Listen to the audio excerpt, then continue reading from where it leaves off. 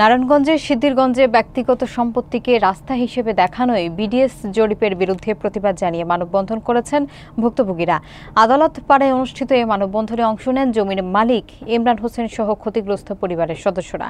পরে তারা জেলা প্রশাসকের কাছে লিখিত আবেদন জমা দেন।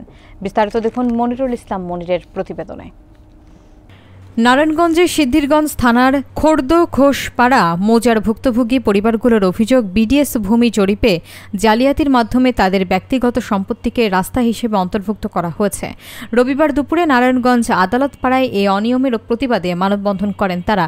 ভুক্তভোগী ইমরান হোসেন জানান, তার 112 নম্বর RS দাগে ব্যক্তিগত জমি থাকলেও 2022 সালে এটি বেসরকারি কোম্পানি অসৎ উদ্দেশ্যে 111 নম্বর দাগে রাস্তা নির্মাণের নামে তার জমির 1% অংশ পূর্বক ব্যবহার করে ড্রেন নির্মাণ করে।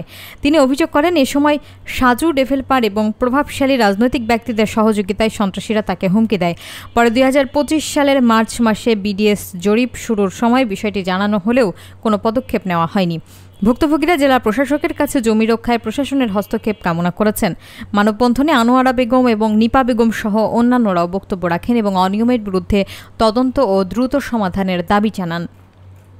শাহজালাল বাদল এবং সাজু ডেভেলপার আমাদের বসত ভিটা ভেঙে আমাদের বাড়ির উপর দিয়ে 111 নং দাগের রাস্তা করার জন্য আমাদের বাড়ি ভেঙে 112 নং দাগে থেকে রাস্তা নিয়ে গেছে।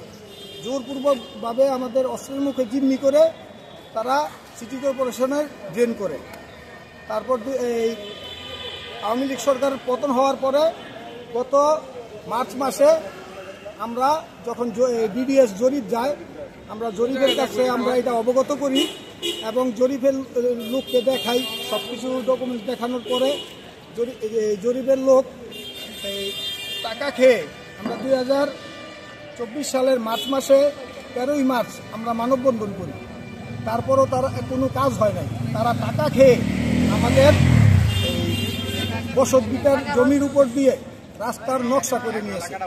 আমি ডিসি মহোদয়ের কাছে আবেদন জানাচ্ছি যে বিডিএস জরিপের যে খোর্দ ঘোষপাড়ায় 111 নং দাগের জমি 112 নং জমির দাগের উপর দিয়ে যেই রাস্তা করা হয়েছে এবং যেই নকশাটা করা হয়েছে সেই নকশা থেকে আমাদের জমিটা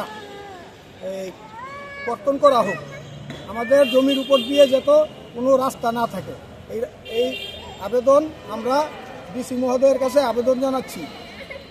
আমরা গরিব মানুষ, আমরা অসহায় মানুষ। আমাদের কাছ থেকে BDDL নামক একটা কোম্পানি জোরপূর্বক আমাদের জমি দখল করে নিছে। এখন আমাদের জমির উপর দিয়ে রাস্তা করে নিছে। এই রাস্তাটা এখন বিডিএস জরিপে তারা নকশার ভিতরে উঠাইছে। এই নকশার বিরুদ্ধে আমরা ডিসি মহোদয়ের কাছে আবেদন জানাচ্ছি, এই নকশা আমরা বাতিল চাই।